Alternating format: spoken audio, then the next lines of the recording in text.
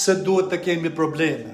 E di që shumë për jush mund të jeni skeptik ndaj asaj që po them, por një njeri që nuk ka probleme është një njeri që ka vdekur për së gjalli. Pse?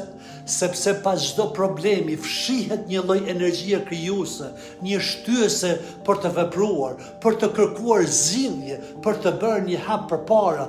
Problemet na detyrojnë të bëhemi më të vetëdijshëm, më të fortë, më të dashur, më largpamës e më të qetë.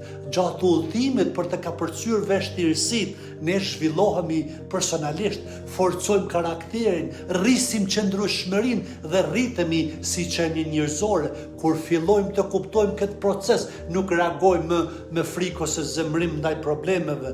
Përkundrazi i shohim si mundësi, si bekime të maskuara, si dhurata nga forca krijuese e gjithësisë që na mëson, na formon dhe na kujton se jemi ende gjallë. Problemet janë prova që jeta po ndodh. Ato nuk janë dëshkime, por ftesa për rritje. Sa herë që përballesh me një sfidë, mos u pyet pse mua, por pyet çfarë po më mëson kjo situatë. Në këtë mënyrë nuk je më viktim e rrethonave, por je krijues i vetvetes. Ju falenderit dhe mirupafshim.